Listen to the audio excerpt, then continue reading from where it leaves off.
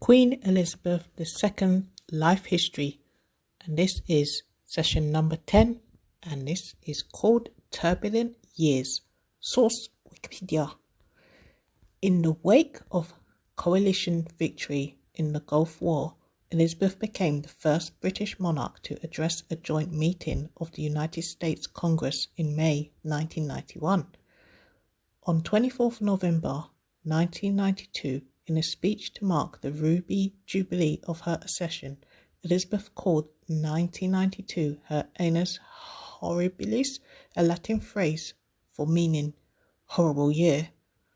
Republican feeling in Britain had risen because of press estimates of Elizabeth's private wealth contradicted by the palace, and reports of affairs and strained marriages among her extended family. In March, her second son, Prince Andrew, separated from his wife, Sarah. Her daughter, Princess Anne, divorced Captain Mark Phillips in April. Angry demonstrators in Dresden threw eggs at Elizabeth during a state visit to Germany in October, and a large fire broke out at Windsor Castle, one of her official residences, in November. The monarchy came under increased criticism and public scrutiny. In an unusually personal speech, Elizabeth said that any institution must expect criticism, but suggested it might be done with a touch of humour, gentleness and understanding.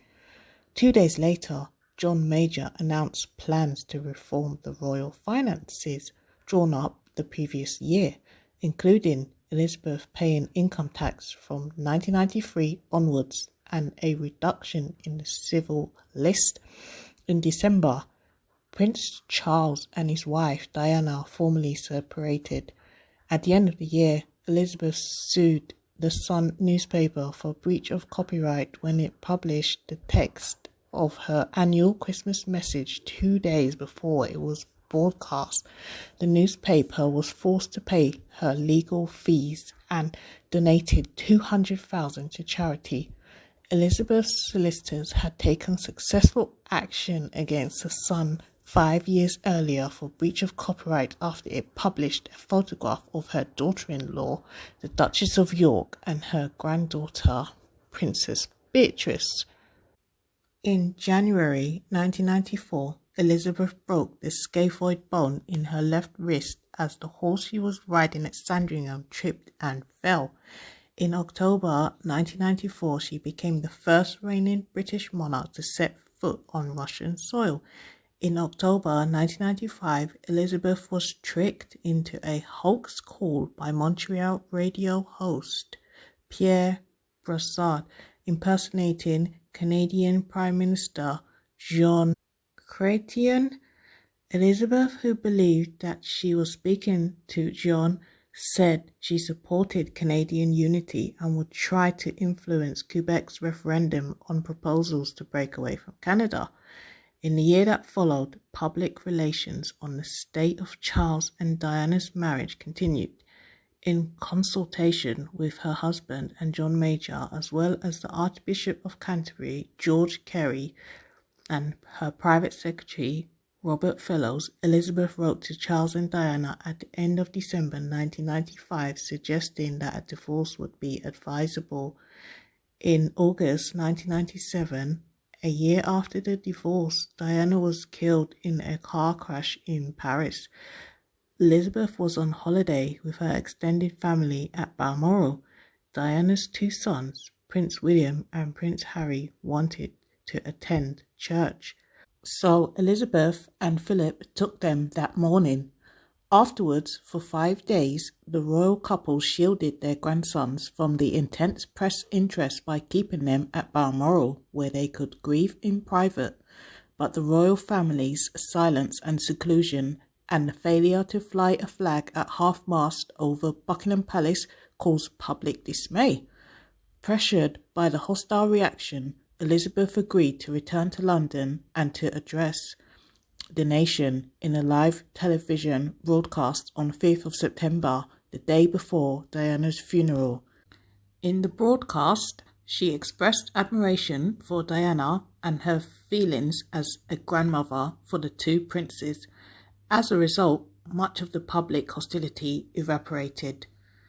In October 1997, Elizabeth and Philip made a state visit to India, which included a controversial visit to the site of the Jallianwala Bagh massacre to pay her respects.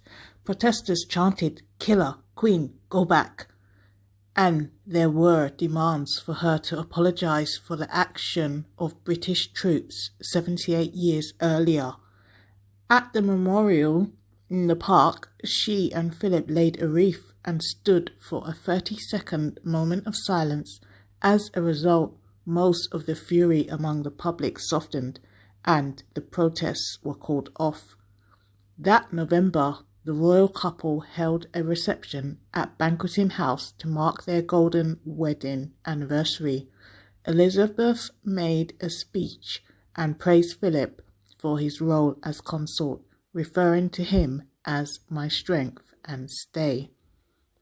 In 1999, as part of the process of devolution in the United Kingdom, Elizabeth formally opened newly established legislatures for Wales and Scotland, the National Assembly for Wales at Cardiff in May, and the Scottish Parliament at Edinburgh in July.